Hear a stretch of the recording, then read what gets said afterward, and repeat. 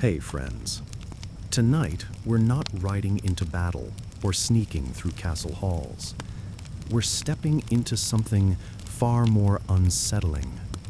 Everyday life in the Middle Ages. Not the romantic version with flowing gowns and grand feasts, but the brutal, unsanitized reality where nearly everything could kill you.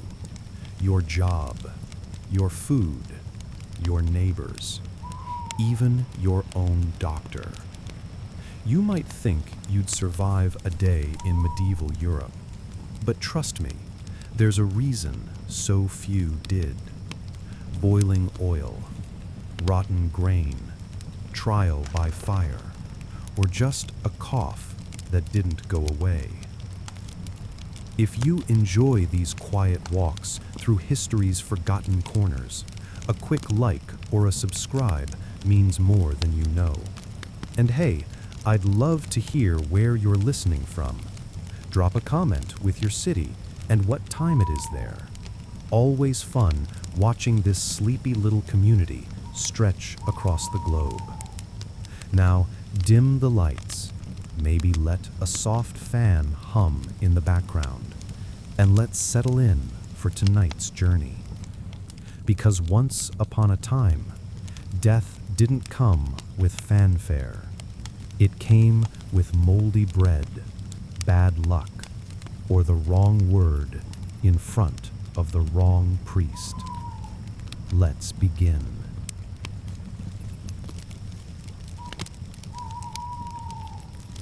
Let's take you to a bustling medieval town in 1347, friend, where the marketplace hums with life, vendors shouting, horses clopping, kids weaving through the crowd. Then, one morning, a sailor collapses at the docks, his skin burning, black sores swelling under his arms. Whispers spread, pestilence. Within weeks, the town's laughter faded, replaced by the clatter of death carts and the wail of mourners.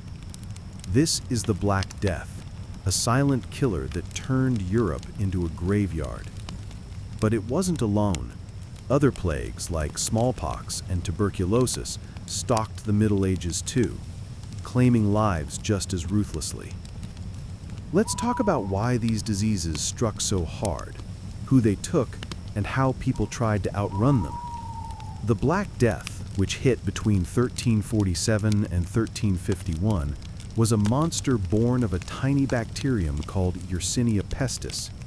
It traveled on fleas, which hitched rides on rats, hopping from port to port along trade routes. From Sicily, it clawed through Europe, the Middle East, and Asia, unstoppable.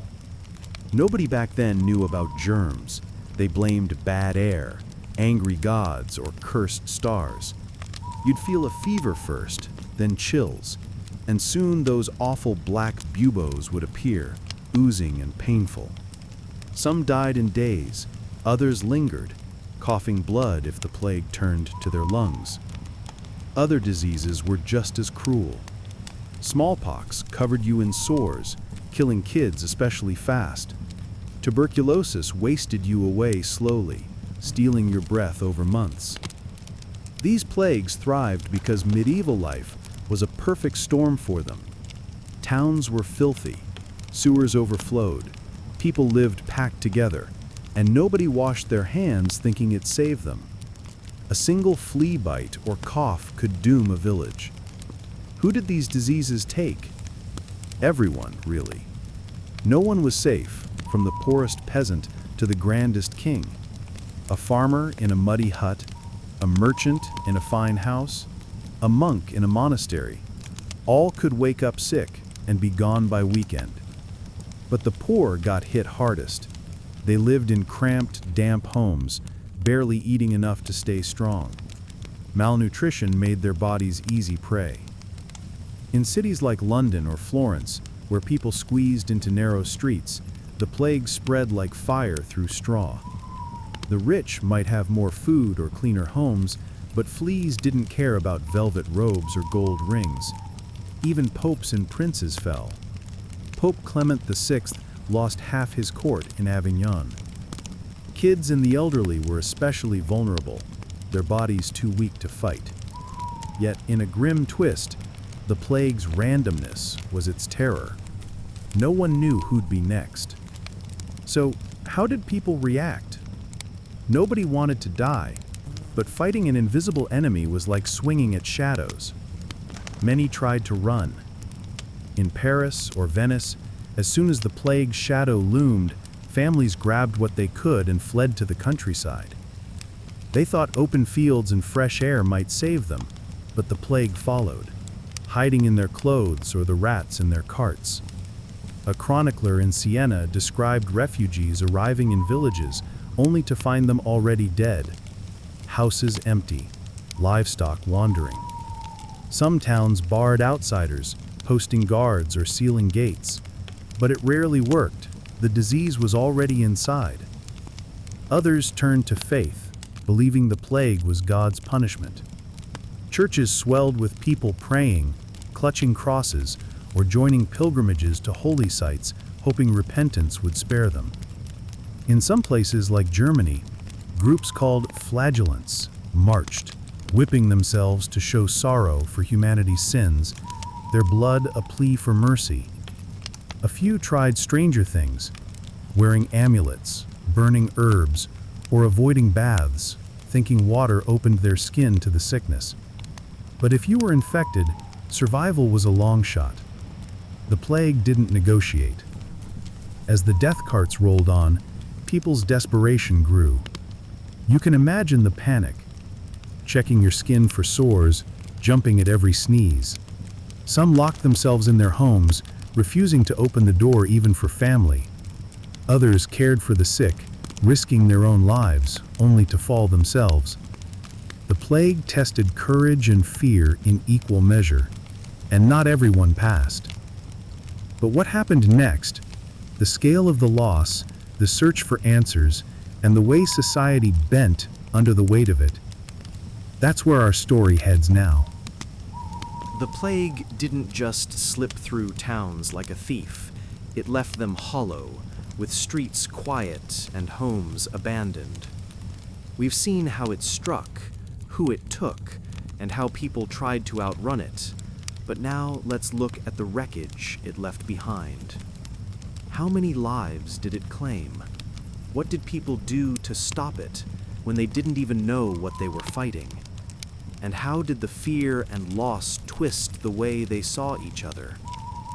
This is the story of the plague's true cost, the futile search for solutions, and the scars it carved into society. The numbers are almost too big to grasp. Historians estimate the Black Death killed 30 to 60% of Europe's population, anywhere from 20 to 50 million people between 1347 and 1351. In some places, like Florence or London, half the residents were gone in months. Entire villages vanished, their fields reclaimed by weeds. Chroniclers wrote of towns so empty that wolves roamed the streets. Other diseases added to the toll. Smallpox might kill 1,000 here, tuberculosis another 1,000 there year after year. Unlike wars which spared some regions, the plague reached everywhere, from snowy Norway to sun-baked Cairo. The death toll wasn't just a number, it was a world unraveling. Families lost parents, children, siblings. In Siena, a man named Agnolo di Tura buried his 5 children with his own hands, writing, "There was no one left to weep." What could anyone do against a killer they didn't understand? Solutions were scarce and often useless. Without knowledge of germs, people tried what made sense to them. Some towns, like Venice, started quarantines, keeping ships at bay for 40 days, hence the word quarantine, from quaranta, Italian for 40. Others boarded up infected houses, trapping the sick inside with their families, hoping to stop the spread. But these measures rarely worked, since rats and fleas carried the disease unchecked. Doctors, dressed in eerie bird-like masks, stuffed with herbs, thought bad air was to blame. They bled patients or prescribed potions of crushed gems which did nothing but drain hope. Hygiene was a foreign concept. People dumped waste in streets, drank from contaminated wells, and shared beds with the sick. Only toward the end of the Middle Ages did some cities like Milan get better at isolating the infected, but even then, it was too little, too late. The plague's shadow stretched beyond bodies. It poisoned how people saw each other. Fear bred superstition, and superstition bred violence. Many believed the plague was a divine curse, but others needed someone to blame. Jews were easy targets, accused of poisoning wells or angering God. In Strasbourg, over 1,000 were burned alive in 1349, their screams drowned by mob cheers. In other towns, lepers, foreigners, or even healers were slaughtered, labeled as plague spreaders. These massacres weren't just cruelty, they were desperation, a way to feel in control when death seemed random. The church, meant to guide, often fanned the flames, preaching that sin caused the plague, which made people look for sinners to punish. Yet, amidst the hate, some showed mercy. Monks and nuns cared for the dying, risking their lives, and neighbors sometimes shared their last scraps for the starving. The plague's aftermath reshaped society in ways no one could have predicted. With so many dead, labor became scarce. Peasants who survived could demand higher wages or move to better lands, chipping away at the feudal system. In England, this shift helped weaken serfdom, as lords had to loosen their grip to keep workers. But the gains came at a cost. Economies collapsed, trade stalled, shops closed, fields lay fallow. The church's failure to stop the plague shook faith, sowing doubts that later fueled reformations. And the violence against scapegoats left deep wounds, hardening divisions between communities. The Black Death wasn't just a disease, it was a mirror, showing humanity at its most frightened, cruel, and resilient. As we leave this grim chapter, let's step onto the battlefield, where another kind of death, loud, bloody, and all too human, waited to claim its share. We've just walked through the shadow of the Black Death, where an invisible killer left towns empty and hearts broken. Now, friend, let's step into a different kind of chaos, one that roared with the clash of steel and the screams of the fallen. Medieval battlefields were slaughterhouses, from the holy wars of the Crusades to the endless feuds of the 100 Years' War. War wasn't just a distant rumble for knights and kings. It spilled into villages, leaving blood and ash in its wake. Let's dive into why these wars erupted, who paid the price, and how people tried to survive when swords were drawn. War was woven into the fabric of the Middle Ages. From the 5th to the 15th century, Europe was a patchwork of kingdoms, duchies, and lordships, each itching to expand or settle old scores. The Crusades, starting in 1095, sent thousands to the Holy Land, driven by faith or promises of glory. Later, the 100 Years' War, 1337 to 1453, pitted England against France in a grind of sieges and raids. Smaller conflicts flared everywhere, lords fighting over land, cities rebelling, or mercenaries carving out their own paths. These wars weren't just about borders, they were about power, wealth, and sometimes revenge. A king might rally his vassals to claim a throne, while a lord could burn a rival's fields to prove a point. Weapons made it brutal. Swords hacked through flesh, longbows sent arrows piercing armor, and catapults hurled stones into city walls. Sieges starved entire towns, and battles like Agincourt in 1415 left fields soaked red. Who fell in these wars? Everyone caught in the storm. Knights in shining armor were the poster boys, but most soldiers were ordinary men, farmers pressed into service, archers hired for coin, or young lads dreaming of honor. A foot soldier might take an arrow to the throat, a knight could be crushed under his horse, and both faced infection if they survived the first blow. Medicine was crude. A gut wound was a slow death sentence. But war didn't spare those outside the fight. Civilians suffered worst when armies marched through. Villages were torched, crops stolen, and families slaughtered or left to starve. Women and children, often defenseless, faced horrors as towns fell. Think of the sack of Jerusalem in 1099, where crusaders killed thousands, Muslim and Christian alike. Even monks weren't safe. Monasteries were rich targets for looting. War's reach was merciless, and no one could fully shield themselves. How did people react to this violence?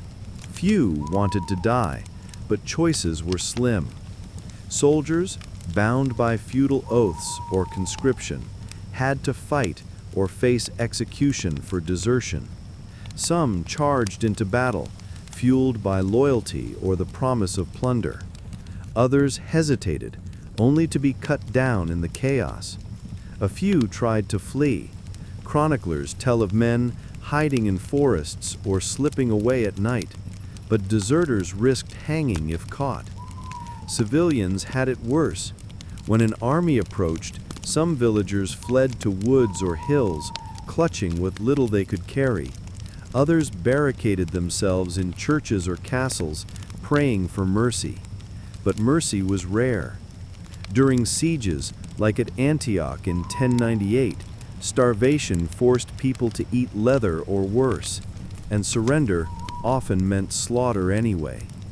Resistance was brave, but futile.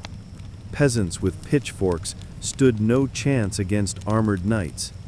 Yet some fought back, like the rebels in the Peasants' Revolt of 1381, who rose against their lords only to be crushed. The battlefield was a place of terror, where courage and fear collided.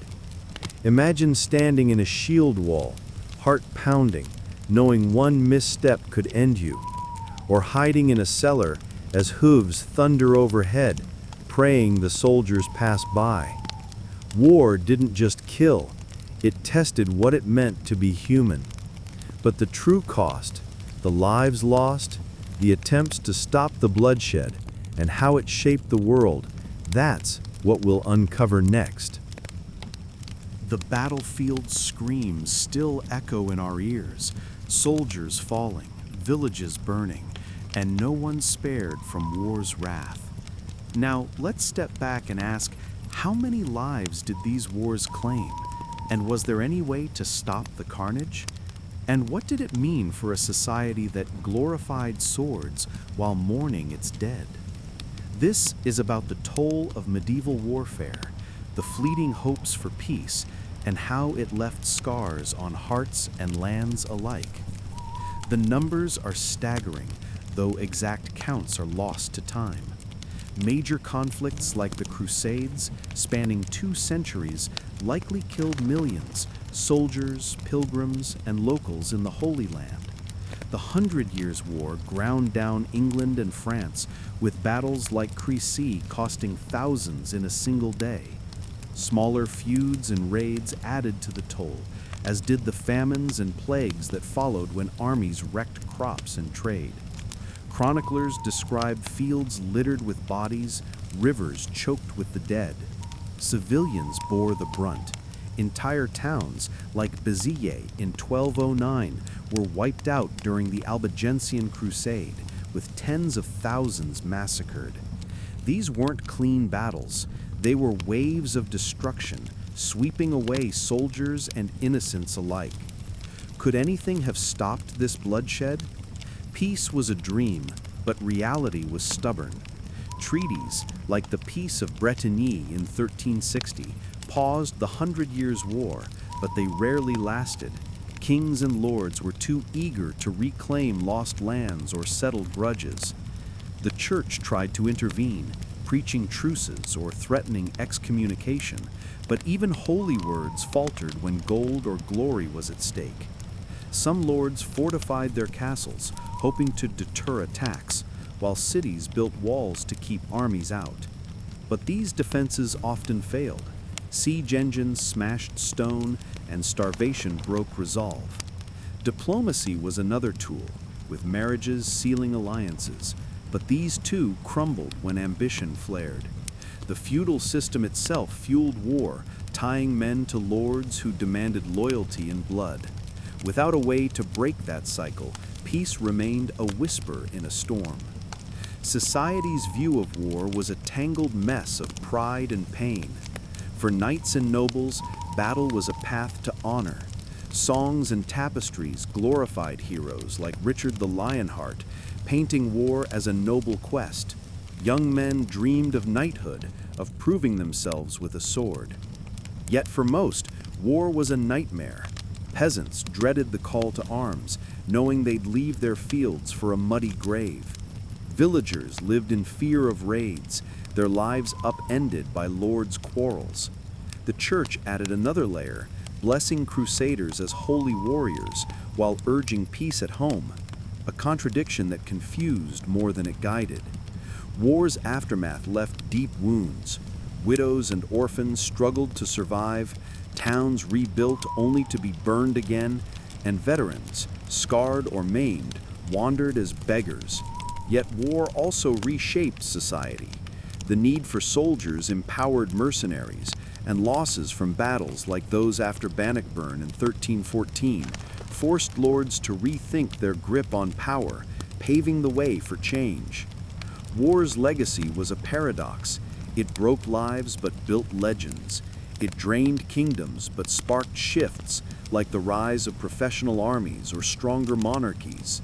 For every minstrel singing of valor, there was a mother weeping for her son, a farmer staring at his ruined fields.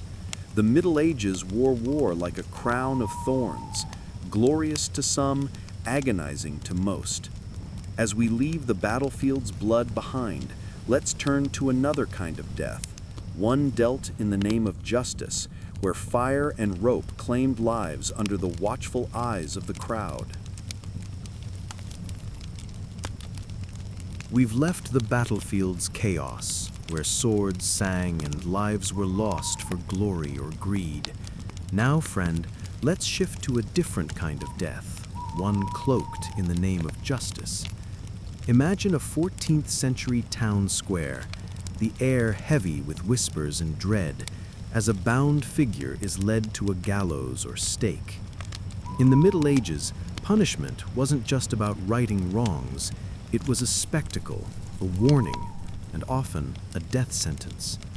From the church's toi en gisao to the Lord's rough justice, fire and rope claimed countless lives.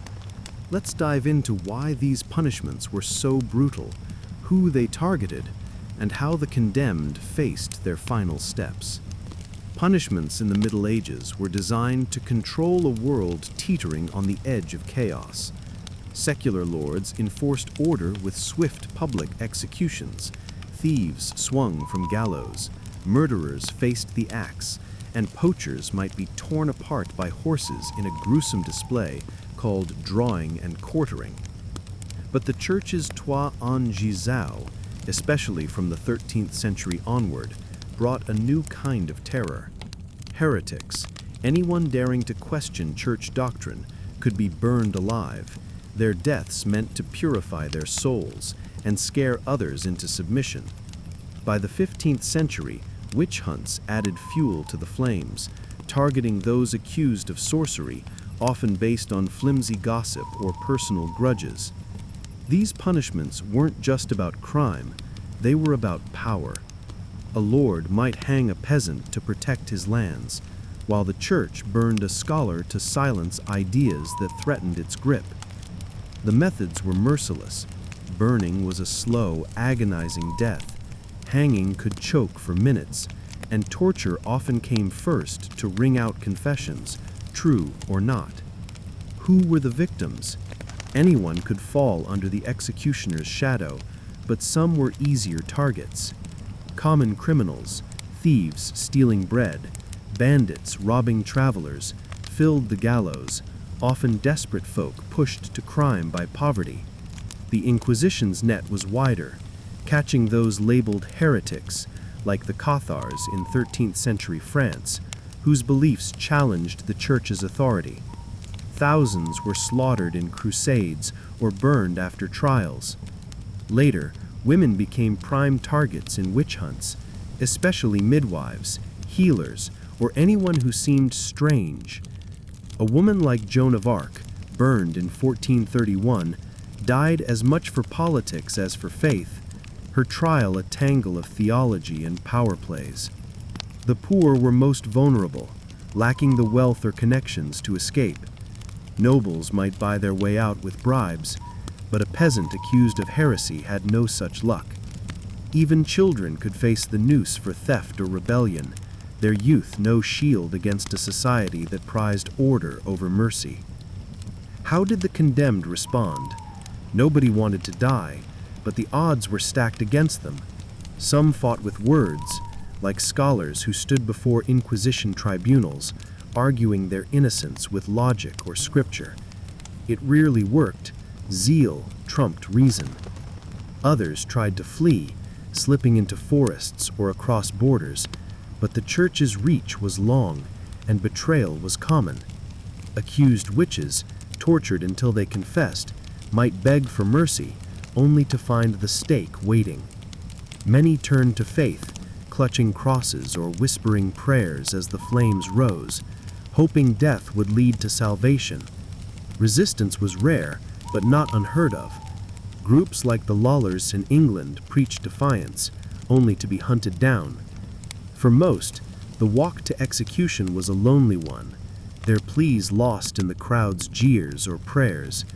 Some went silently, others cursed their fate, but all faced a system that saw death as justice. The crowd watching these executions, some cheering, some trembling, knew this was more than a death. It was a lesson, carved in blood and fire. But how many lives were taken, and could anything have stopped this cycle of punishment? That's where we're headed next, into the toll and the deeper scars it left. The fires still burn in our minds, and the gallows creak lingers from that grim square where justice was a blade. Those executions weren't just endings, they were spectacles that shaped how people lived and thought. But how many fell to this so-called justice? Could anything have softened its edge? And what did society make of these deaths, caught between fear, faith, and whispers of doubt? Let's explore the toll of medieval punishments, the faint hopes for mercy, and the way they marked the soul of the Middle Ages. The scale of death by punishment is hard to pin down, but it was vast. In the 13th to 15th centuries, the Tuatha Dé Chásc alone claimed tens of thousands. The Albigensian Crusade in southern France, for example, saw thousands executed, with estimates suggesting up to 20,000 deaths in the sack of Béziers alone in 1209. Witch hunts, peaking in the 15th century, added thousands more. Some historians estimate 40,000 to 60,000 executions across Europe by the early modern period, with many occurring in the later Middle Ages. Secular punishments were no less deadly. Towns might see dozens of hangings yearly for crimes like theft or murder, especially in turbulent regions like England or Germany. In London, records from the 14th century show hundreds executed annually at Tyburn gallows for everything from treason to petty theft. These numbers don't capture the full horror. Torture often preceded death, and public executions left families broken and communities terrified. The sheer volume of deaths, especially of the innocent, like those accused of witchcraft on flimsy evidence, paints a picture of a society where fear of disorder justified brutality. Was there any way to stop this cycle? Solutions were scarce in a world ruled by rigid hierarchies and fervent faith. The church held immense power, and questioning its methods risked a death sentence. Some tried reform. Thinkers like John Wycliffe pushed for a simpler faith, but their ideas were branded heretical, leading to more executions. Secular rulers occasionally showed mercy, commuting death to exile or fines for nobles, but the poor rarely saw such leniency. Legal reforms were rare. Trials were often unfair, with confessions coerced through torture. A few communities, like some Italian city-states, experimented with less brutal punishments, like imprisonment. But these were exceptions. The church did offer reconciliation for repentant heretics, sparing them if they confessed, but this often meant betraying others, fueling more trials. The feudal system tying justice to lords' whims and the church's obsession with purity made systemic change nearly impossible.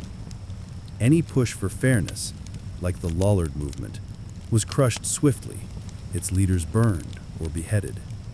Society's view of these punishments was a tangled mix of fear, acceptance, and unease. To many, executions were God's will, a way to purge sin and protect the community. Crowds flocked to watch hangings or burnings, some cheering as if at a festival, others praying for the condemned soul. The church preached that heretics and witches threatened salvation, so their deaths were a grim necessity. Yet not everyone bought it. Whispers of injustice grew, especially when trials seemed rigged or accusations stemmed from envy. The burning of Joan of Arc sparked outrage among some French who saw her as a martyr, not a heretic. These deaths reinforced the church's grip, but also sowed seeds of doubt, hinting at reforms that would come centuries later. For the average person, executions were a reminder: step out of line and you'd face the fire.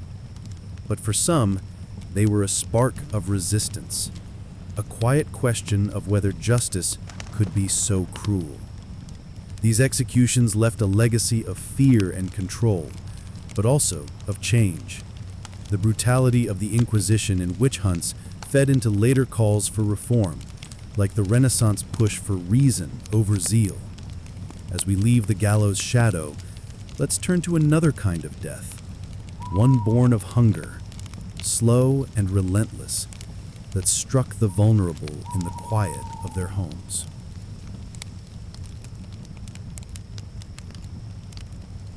The battlefield screams still echo in our ears. Soldiers falling, villages burning, and no one spared from war's wrath. Now, let's step back and ask, how many lives did these wars claim? And was there any way to stop the carnage? And what did it mean for a society that glorified swords while mourning its dead?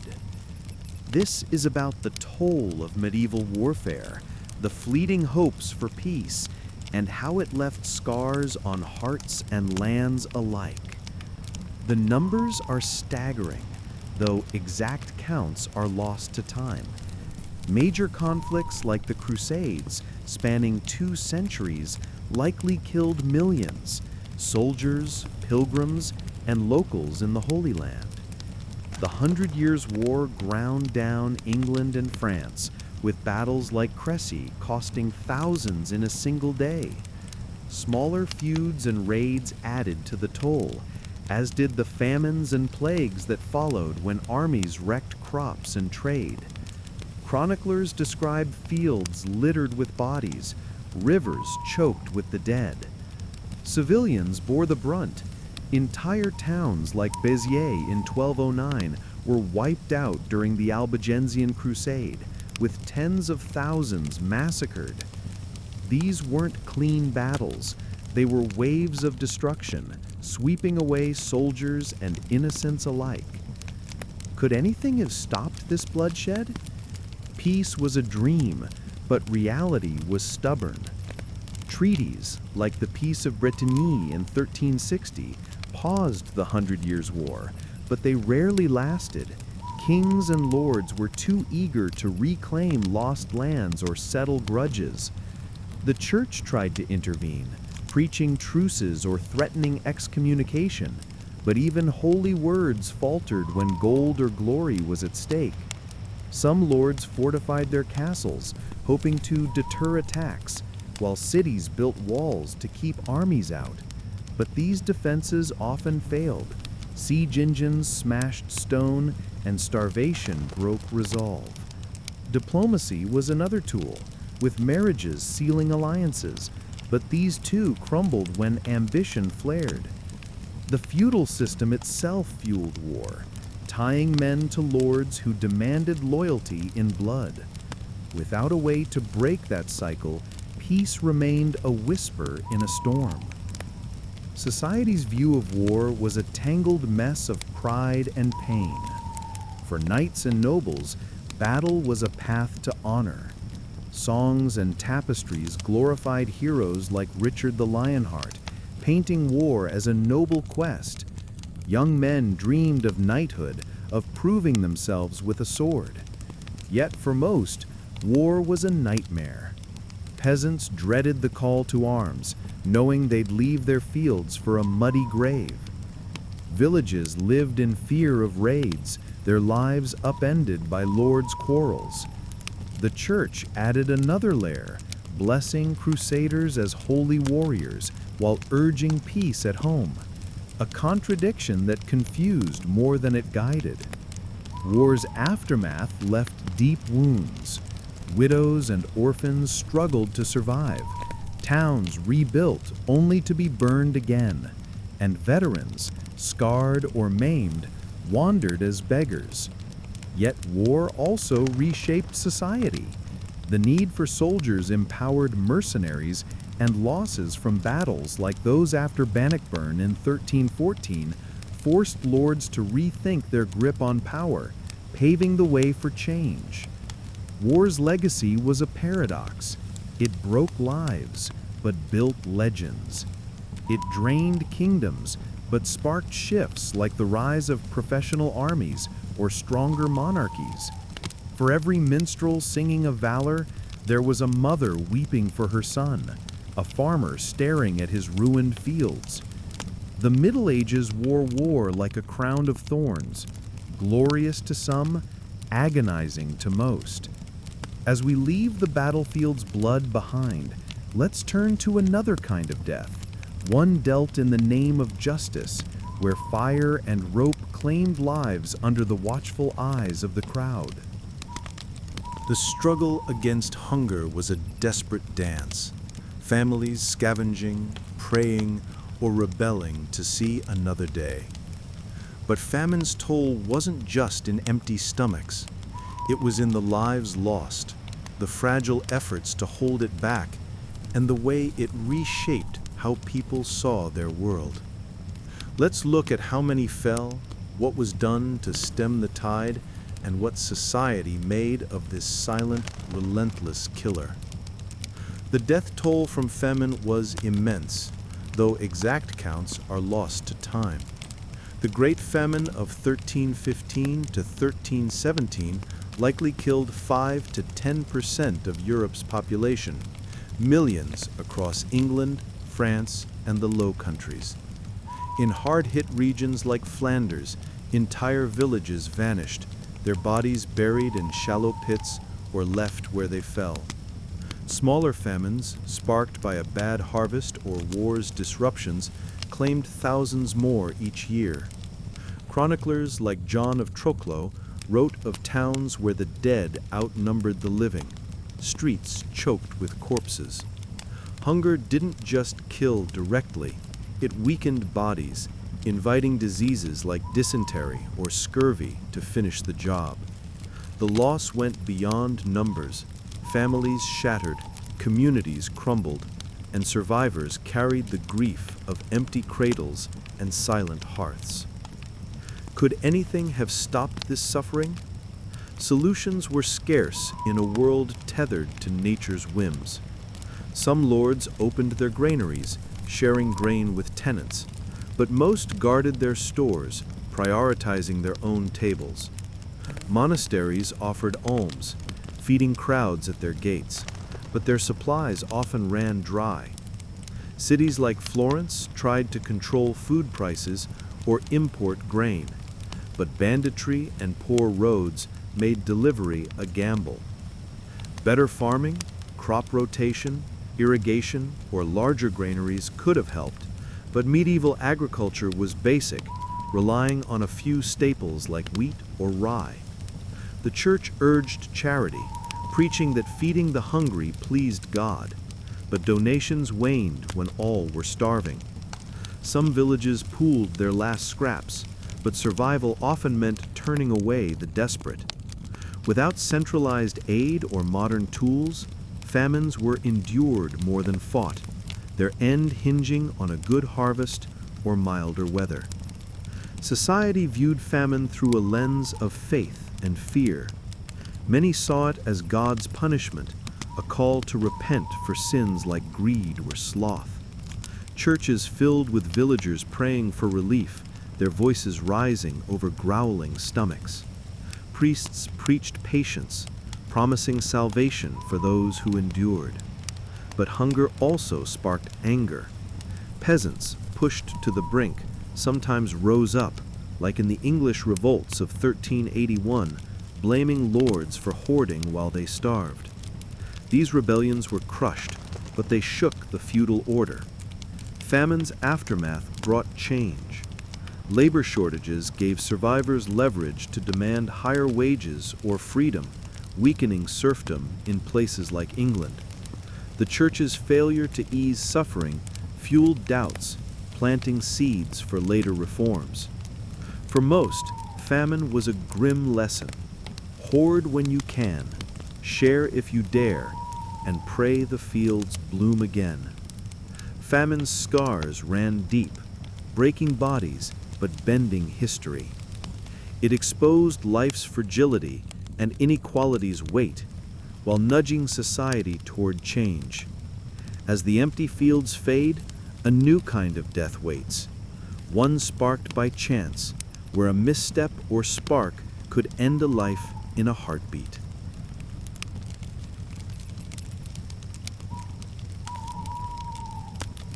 The famished fields are behind us now, where hunger carved its slow, cruel path. But life in the Middle Ages held other traps, sudden and unforgiving. A slip, a spark, or a moment's distraction could snuff out a life as surely as plague or war. From crumbling scaffolds to raging fires, daily life was a gauntlet of dangers. Let's explore why these accidents happened, who they claimed, and how people tried to dodge the perils that lurked in every step. Accidents stemmed from the raw, rugged nature of medieval life. Work was perilous. Masons building cathedrals like Notre Dame balanced on flimsy scaffolds, where a misstep meant a fatal plunge. Farmers wielded crude tools like scythes or plows that could gash flesh or crush bones if mishandled.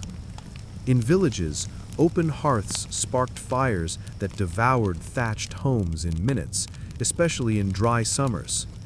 Wells, unguarded and deep, swallowed curious children.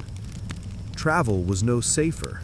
Rickety bridges collapsed under carts, and muddy roads turned deadly for travelers caught in storms. Medicine was primitive, so even minor injuries, a cut from a rusty knife or a broken leg, could fester into deadly infections. Sanitation was non-existent. Dirty water or spoiled food bred illnesses that struck as suddenly as a fall. The world was a minefield, and no one could avoid its risks entirely. Who fell victim?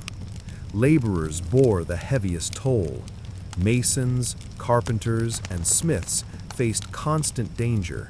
Falling stones, molten metal, or collapsing beams could end a day's work in tragedy.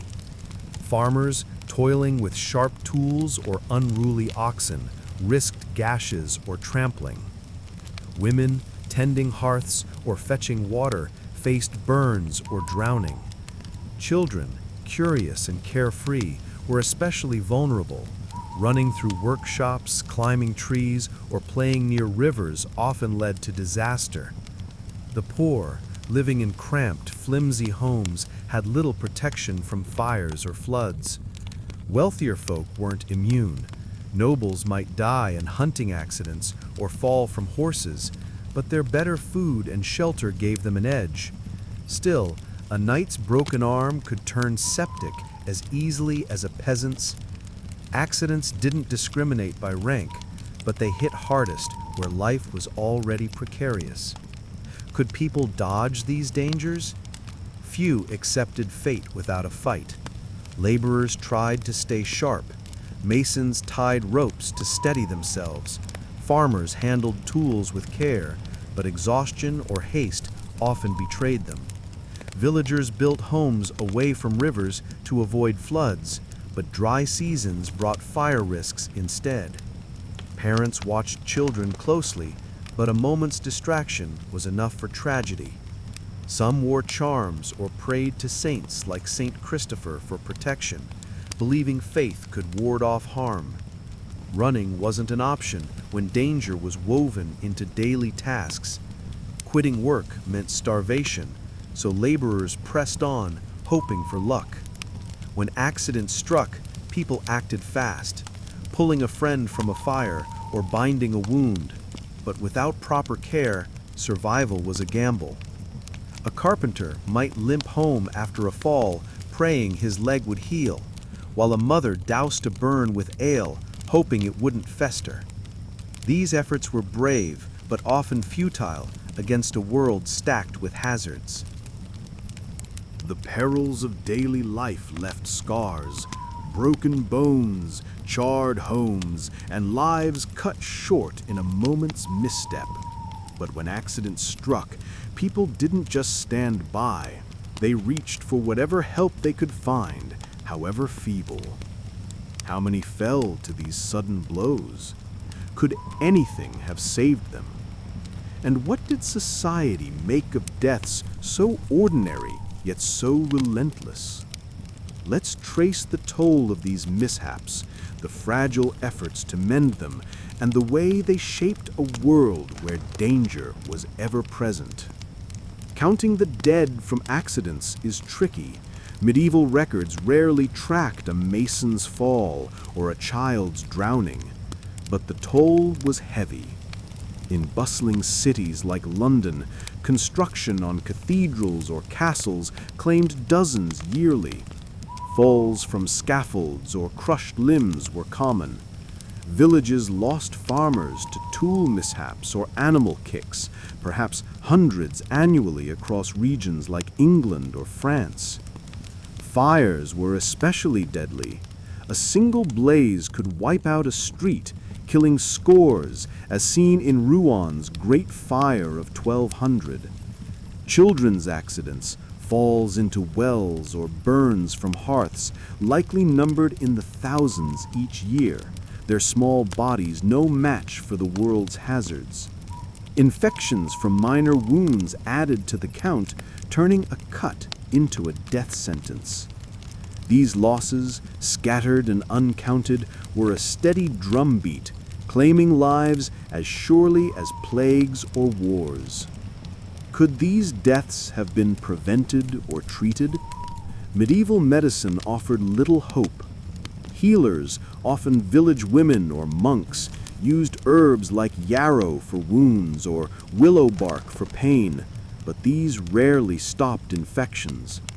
Barber surgeons might amputate a crushed limb with a rusty saw, but without sterilization, gangrene often followed. Broken bones were splinted with wood, yet poor setting meant lifelong pain or death if they pierced organs. burns were slathered with grease or ale, doing more harm than good. Some turned to charms or prayers, invoking saints like Saint Blaise for healing, but faith couldn't close a wound. Wealthier folk might afford a trained physician, but their remedies, bleeding or purging, were often deadly themselves. Prevention was just as weak. No one knew to guard wells or reinforce scaffolds. Guilds sometimes set work rules, like limiting masons' hours to reduce falls, but these were rare. Most accepted danger as life's price, patching wounds and praying for luck. These everyday tragedies, though less dramatic than plagues or wars, were woven into the Middle Ages fabric. They broke bodies, but sparked tiny shifts toward caution and care. As the hazards of daily life recede, another kind of death looms, one born of treachery, where a blade in the dark could end a life with chilling precision.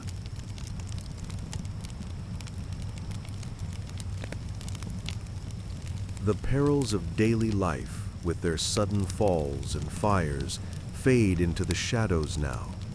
But in the Middle Ages, a different kind of danger waited, silent, calculated, and cold. A glint of steel in a dark corridor, a poisoned cup at a feast, or a hired hand in a crowd could end a life before anyone screamed. Assassination was the weapon of ambition and revenge, striking fear into the mighty. Let's uncover why these deadly plots were woven, who they targeted, and how the hunted tried to outwit their unseen enemies. Assassinations were fueled by the ruthless currents of power and betrayal. In a world of fragile thrones and feuding lords, a rival's death could clear a path to wealth or rule. Kings, like Henry I of England, died under suspicious clouds. His 1135 death, possibly from poisoned fish, sparked whispers of foul play. Nobles schemed against each other, settling old grudges or seizing lands, as seen when Thomas Becket was cut down in Canterbury Cathedral in 1170, likely on King Henry II's veiled orders. Church leaders used assassins to shift the balance. Crusader leaders in the Holy Land often fell to daggers from rival sects or hired killers. Revenge drove others. A spurned ally or slighted family might strike back years later. Methods were cunning. Poison slipped into wine, a crossbow bolt from a rooftop, or a blade in a trusted servant's hand. These acts weren't random. They were chess moves in a game where the stakes were thrones, titles, or survival. Who faced these deadly plots? The powerful were prime targets. Kings and queens, like Philip II of France, who narrowly escaped attempts, lived under constant threat. Nobles, such as the Duke of Orleans, assassinated in 1407 amid France's civil strife, were vulnerable to rivals or rebels. Church leaders, like Becket, fell when their influence clashed with secular power. Even lesser figures, merchants or local lords, could die if their wealth or alliances drew envy. Men were more often targeted, but women weren't spared. Queens like Joan of Navarre faced accusations of poisoning plots. The common folk rarely faced assassination. It was a tool for the elite, where a single death could reshape a kingdom. Yet the powerful had guards and wealth, while their lesser rivals, lacking such shields, were easier prey. No one in power slept soundly, knowing a shadow might hold a knife. Could the hunted escape? Few faced death without trying to outmaneuver it. Kings fortified castles, surrounded themselves with loyal guards, or used food tasters to detect poison. Nobles traveled with armed retinues, avoiding dark alleys or public feasts where killers lurked. Some, like Richard the Lionheart, wore light armor even at court, wary of sudden strikes. Spies were employed to sniff out plots. Edward III of England foiled several attempts by rooting out traitors. Flight was another option. Threatened lords might flee to Allied lands, like Robert the Bruce did before his rise in Scotland. But resistance was risky. Confronting a plotter could spark open war. Many turned to faith, wearing relics or praying for divine protection, believing God might spare them. Yet no defense was foolproof. A bribed guard, a trusted friend's betrayal, or a well-placed arrow could pierce any shield. The hunted lived on edge, their every step a gamble against an unseen hand. The dance of daggers and poison left a trail of blood through courts and castles, each strike a gamble for power or revenge. But the toll of assassination wasn't just in fallen kings or nobles. It was in the fear it sowed, the fragile efforts to stop it, and the way it shaped a world where trust was a luxury.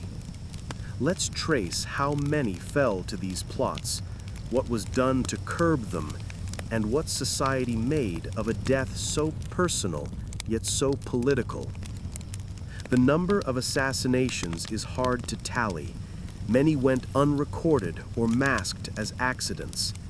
Major figures like Thomas Becket in 1170 or the Duke of Orleans in 1407 mark the chronicles, but lesser lords and knights died quietly, their murders noted only in local records.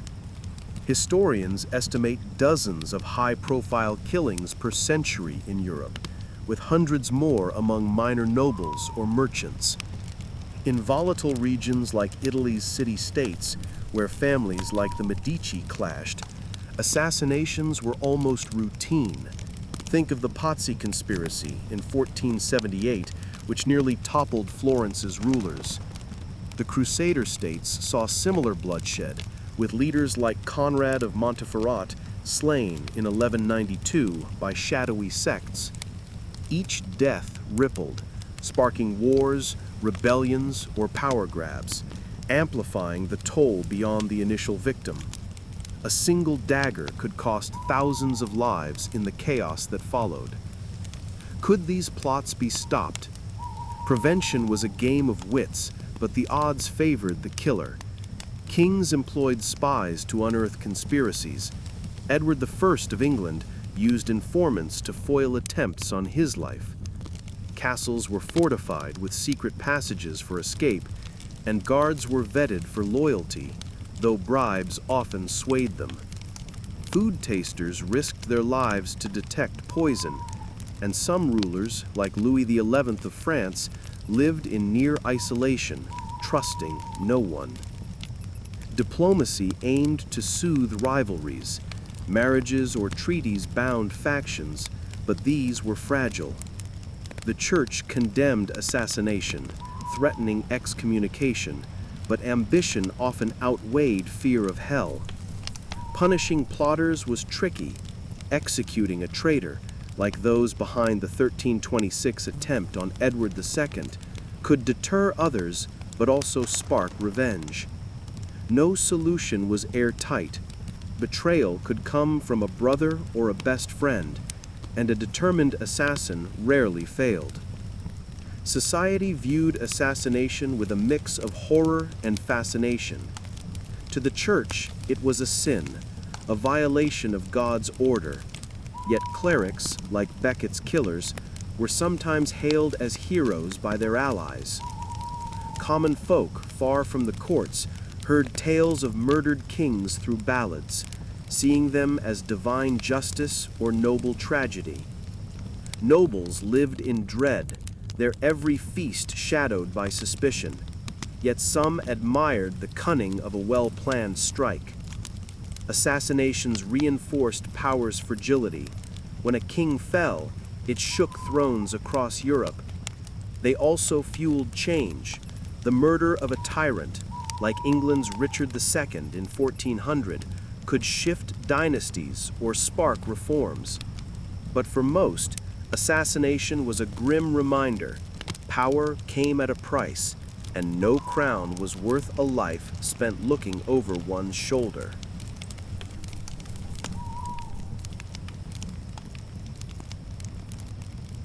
The daggers of treachery are sheathed now, their plots fading into the annals of betrayal. But in the Middle Ages, a far greater force loomed, one that struck without motive or mercy. Earth quaked, rivers roared, and skies unleashed their wrath, burying lives in moments.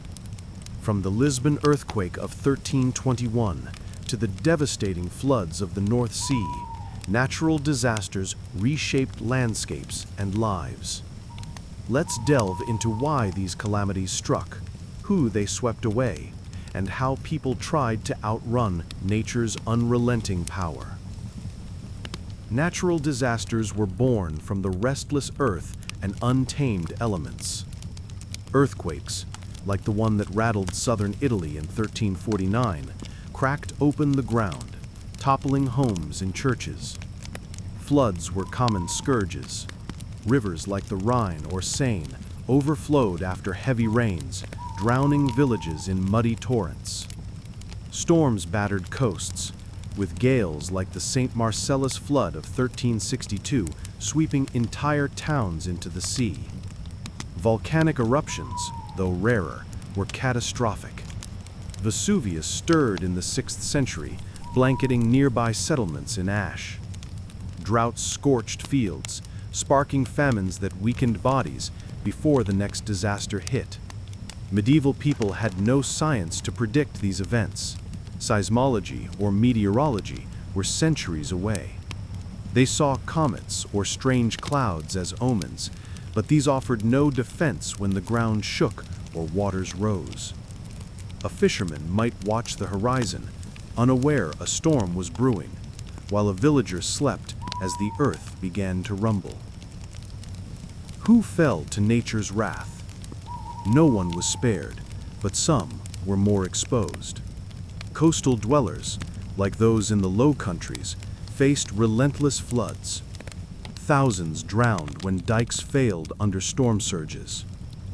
Mountain villagers in the Alps risked avalanches or landslides, their homes crushed by snow or rock. Urban poor, packed into flimsy tenements in cities like Venice, were trapped when quakes or fires struck. Farmers dependent on stable weather lost everything to droughts or floods, starving if they survived the initial blow. Wealthy nobles had sturdier homes, but even castles crumbled under strong quakes, as seen in Naples in 1456. Children and the elderly, less able to flee, were especially vulnerable. A child caught in a flood had little chance. An old man buried under rubble rarely rose. Disasters struck blindly, but they hit hardest where homes were weak and escape routes few. Could people outrun or resist? Survival was a desperate scramble. Some, sensing trouble, like darkening skies or trembling ground, fled to higher ground or open fields, hoping to escape floods or quakes. Chroniclers tell of villagers in 1362 racing from the coast as the North Sea surged, though many were overtaken. Others fortified their homes. Dutch farmers built dikes to hold back tides, while Italians reinforced walls after quakes. But these defenses were crude. Dikes breached under pressure, and stone houses still fell. Prayer was a common shield. Churches filled with people begging Saint Emigdistus, patron against earthquakes, for protection. Some wore amulets or carried relics, believing faith could turn aside disaster. Resistance was futile against nature's scale. A family might cling to a rooftop in a flood, only to be swept away. Yet small acts of courage shone through. Neighbors dug through rubble to save trapped kin, or fishermen braved storms to rescue the stranded. These efforts, as brave as they were, often fell short against a force no one could fight. The earth's tremors and raging waters left behind shattered homes and broken lives. each disaster a reminder of nature's untamed might. People didn't just mourn, they dug, rebuilt, and sought ways to shield themselves from the next blow. But how many perished in these calamities? Could anything have softened their impact? And what did society make of a death so sudden, so beyond human control? Let's trace the toll of medieval disasters, the fragile efforts to prevent them, and the way they shaped a world at nature's mercy. The death toll from natural disasters was staggering, though records are spotty. The 1349 earthquake in southern Italy likely killed thousands, with entire villages swallowed by fissures or landslides. The St. Marcellus flood of 1362 drowned tens of thousands in the Low Countries, erasing towns from the map. Smaller floods, like those along the Thames in the 14th century, claimed hundreds yearly. Droughts, like the one scorching Europe in 1371, triggered famines that killed thousands indirectly through starvation or disease. Volcanic events, such as Etna's eruption in 1169, buried hundreds under ash or lava. These numbers, often guessed by chroniclers, hide the wider devastation. Families torn apart, crops lost, and survivors left to face hunger or plague in the aftermath. A single flood could wipe out a generation, its ripples felt for decades. Could disasters be prevented or their damage curbed? Medieval tools were limited. Some regions, like the Netherlands, built dikes and canals to tame floods, but these often failed under massive surges. Italians, after quakes, used lighter materials like wood in rebuilding, hoping to lessen collapse risks. Cities like Venice raised streets to combat rising tides, but water still seeped through. Early warning was nearly impossible. No one could predict a quake or storm. Some communities, learning from loss, moved villages to higher ground or away from fault lines, but land scarcity made this hard. The church offered spiritual solutions, processions or masses to appease God's wrath, but these did little against physical ruin. Wealthy lords might fund repairs, but aid was uneven. The poor often rebuilt with their own hands if they survived. Prevention was a dream, and survival often came down to luck or quick feet. Society viewed disasters with awe and dread. Many saw them as God's judgment, punishment for sins like pride or heresy. Priests led prayers, urging repentance, and churches swelled with terrified souls. Chroniclers like Froissart described floods as divine warnings, spurring moral reforms that rarely lasted. Yet disasters also sparked practical change. The Dutch refined dike building after 1362, laying the groundwork for later mastery over water. Italians, post-quake, began spacing buildings to limit fire spread. These shifts were slow, born of necessity rather than science. For most, disasters were a call to endure, rebuild, pray, and hope the earth stayed still. But they also deepened fatalism. A farmer might plant again, knowing a storm could take it all. Communities banded together, sharing tools or food after ruin. But fear lingered, a reminder that no one could defy the heavens. Disasters left a legacy of loss and resilience, breaking lives but teaching hard lessons. They forced societies to adapt, however slowly, while underscoring life's fragility. As the rubble clears, another death awaits, one born of neglect, where disease and decay claimed those society forgot. The Earth's tremors have stilled, and the floodwaters have receded, leaving behind a scarred landscape of loss. Through the Middle Ages, death wore many masks: plague's fevered grip, war's bloodied blade, famine's hollow ache, and nature's sudden wrath. Yet, amid this relentless tide, people didn't stand idle. From candlelit monasteries to muddy fields, they forged solutions to blunt death's edge, herbal brews for the sick, dikes against floods, truces to halt slaughter. These efforts, woven from hope and necessity, shimmer with human resilience, but they often crumbled under the weight of ignorance, inequality, and a world that saw fate as God's unyielding hand. Let's trace these fragile attempts to save lives, the barriers that broke them, and the faint seeds they planted for a future beyond the grave. In the face of disease, medieval healers waged a quiet war. Monks pored over ancient texts, mixing salves of yarrow to staunch wounds or chamomile to soothe fevers. Village wisewomen boiled rose hips to fight scurvy's bleed, their knowledge passed through whispered lore. In cities like Venice, quarantine was born, ships held at bay to starve plague's spread, a flicker of insight in a world blind to germs. Barber surgeons with crude saws amputated limbs to save lives, though infection often claimed what the blade spared. Against famine, farmers turned to crop rotation, coaxing more from tired soil, while lords sometimes opened granaries, their grain a lifeline for starving tenants. To tame nature's fury, the Dutch piled earth into dikes, wrestling the sea for land, while Italians rebuilt quake-ravaged towns with lighter wood to soften collapse. War's toll spurred diplomacy. Church-brokered truces, like the peace of God, paused knights' swords, and royal marriages bound rival houses. For crime, some towns swapped gallows for fines, easing justice's harsh hand. Accidents prompted small fixes.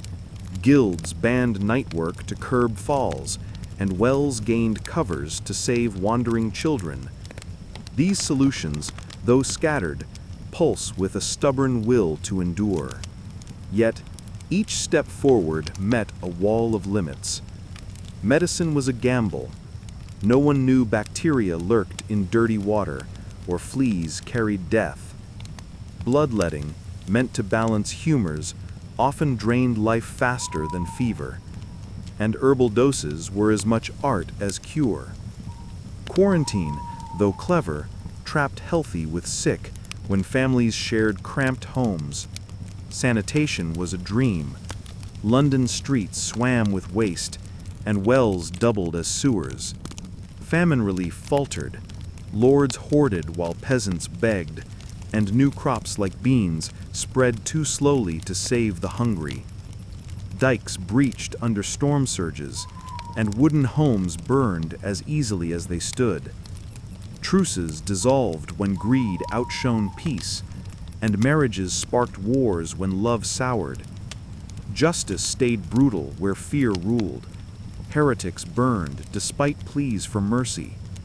Safety rules were ignored under pressure to build or plow, and only the wealthy could afford physicians or sturdy homes. The poor, always the poor, died first, too weak for medicine, too hungry for hope, too low for notice. Religion, a double-edged sword, drove charity but stifled questions. To challenge death's causes was to challenge God's will, a heresy few dared voice. Without science, microscopes, meteorology, or statistics, knowledge stayed local, oral, and frail, leaving solutions to wither against death's vast reach. These limits weren't just practical, they were woven into the era's soul. A peasant might pray to Saint Roch for plague's end, trusting heaven more than herbs. A lord might fund a hospital, but only for his kin, not the beggar at his gate. Knowledge, locked in Latin or monks' cells, rarely reached the plowman or weaver. Yet, In their failure, these efforts bore quiet fruit. Quarantine's crude logic hinted at contagion, a truth centuries from proof. Dikes, though fragile, taught the Dutch to master water, shaping a nation. Crop rotation, haltingly adopted, fed more as fields recovered. Guild rules and covered wells, though small, whispered of safety's value. Even failed truces fed dreams of peace, echoed in later treaties.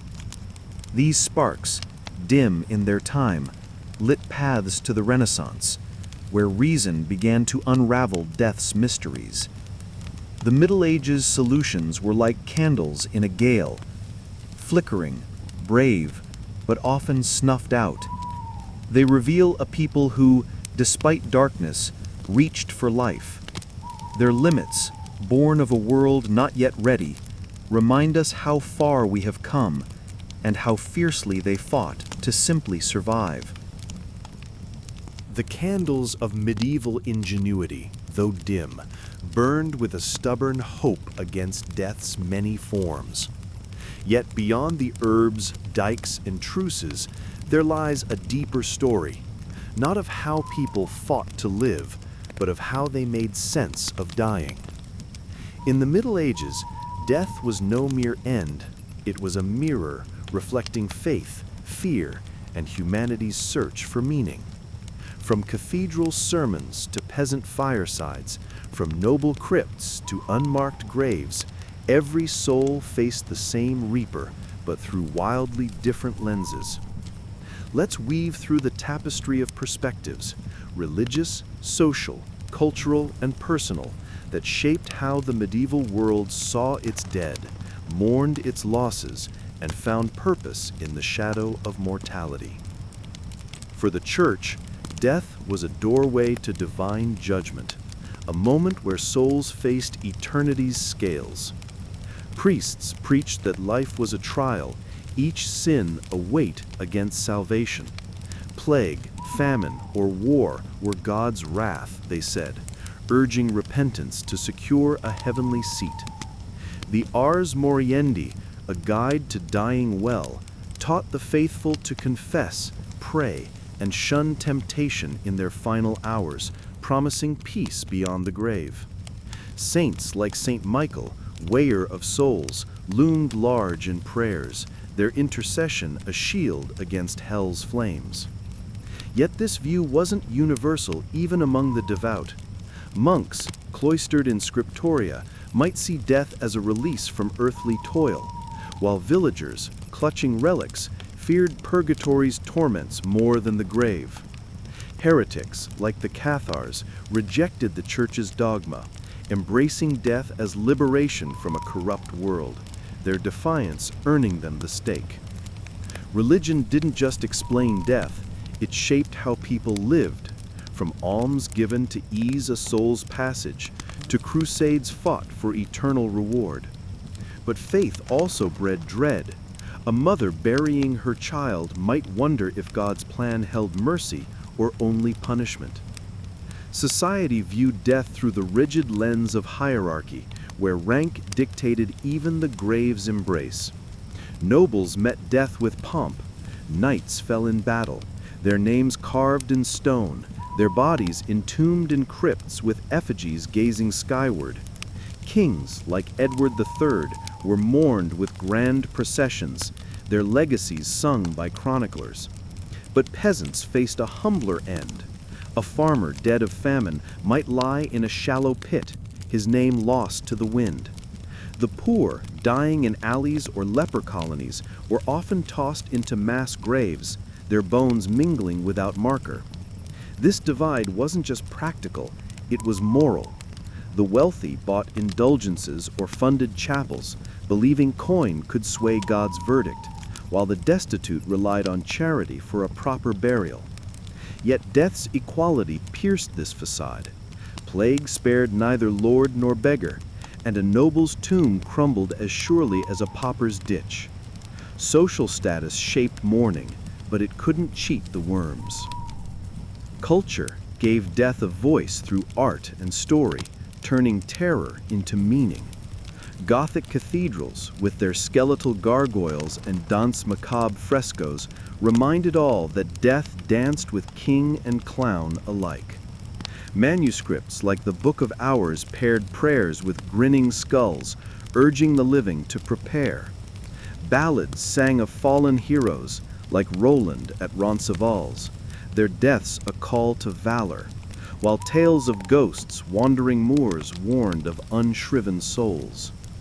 Minstrels spun plague as a dark jest, their verses mocking fate to dull its sting.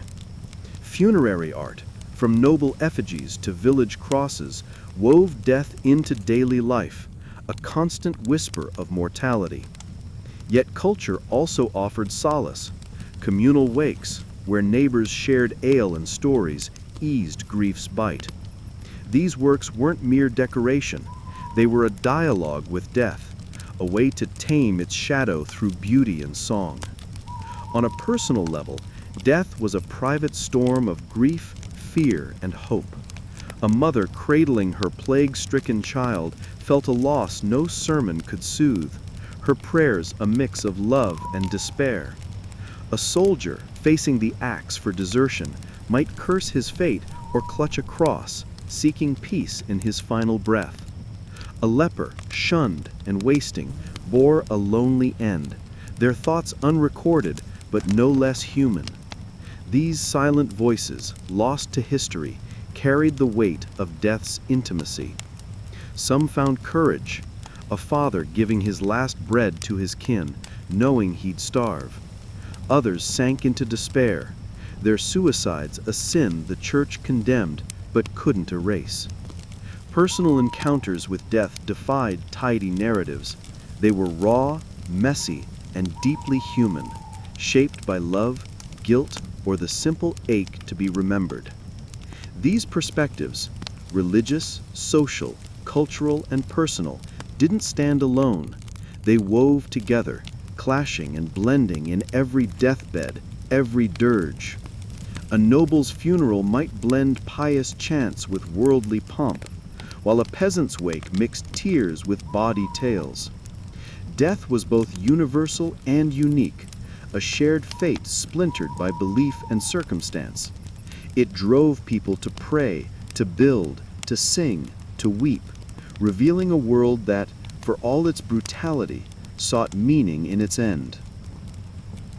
The dirges have faded, and the graves, whether marked by cathedral stone or forgotten earth, lie silent now. We've walked a long road through the Middle Ages, where death wore 1,000 faces.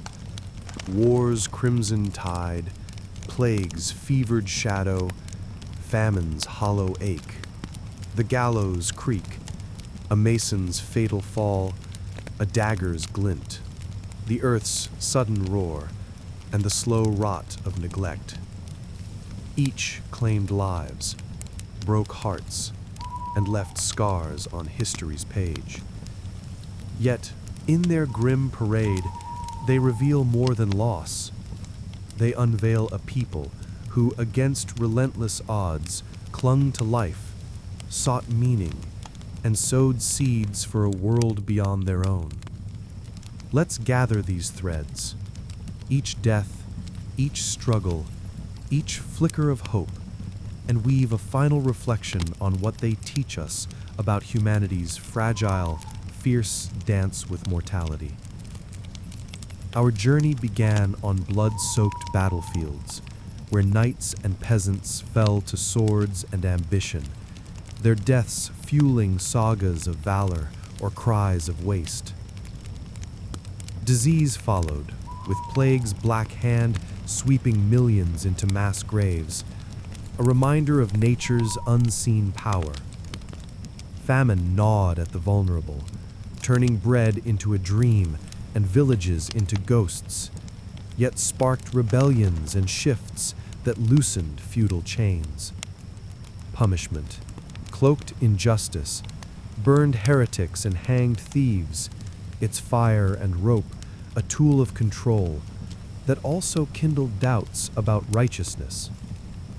Accidents, though mundane but merciless, claimed lives in falls or flames, teaching caution in a world of hazards. Assassination, with its whispered plots and poisoned cups, struck the mighty, reshaping thrones while sowing paranoia. Natural disasters, aches, floods, storms, buried communities under nature's wrath, forcing crude defenses that hinted at resilience. Disease, born of filth, planted seeds for sanitation, however blind the effort. Together, they pushed humanity forward, not through triumph, but through survival's stubborn grit. The Middle Ages, for all its darkness, was a crucible where loss forged progress, where every grave whispered of a fight to live. What do these deaths teach us? First, the fragility of life, a thread as true now as then. A plague's sweep or a flood's rush reminds us how thin the veil between breath and silence. Yet, fragility bred resilience. Medieval people rebuilt after quakes, shared broth in famine, nursed the sick despite fear. Their courage, often nameless, shines in a mother's last gift of bread or a neighbor's hand pulling another from rubble. Second, inequality's shadow looms large. The poor died fastest, their graves unmarked, while nobles bought masses or medicine. This divide, rooted in wealth and power, mirrors our own struggles to bridge gaps in care or justice. Third, meaning-making is human. Whether through Don's macabre frescoes or fireside prayers, people wove stories to tame death's terror, a mead we still carry in memorials and mourning. Finally, progress is slow but real. Medieval solutions, quarantine, dikes, crop rotation, were frail, but they lit paths to science and systems that save lives today. Their failures remind us to cherish knowledge and question dogma, lest we repeat their blind steps. This journey through death's many forms is more than a tally of loss. It's a testament to humanity's heart. The Middle Ages, often painted as brutal, was also a stage for compassion. A villager sharing his last loaf, a monk tending lepers, a knight sparing a foe. These acts, small against death's vast canvas, reveal a truth. Even in darkness, people sought light. As we close this chronicle, we carry their lessons forward, to live fiercely, love deeply, and build a world where fewer graves are dug too soon.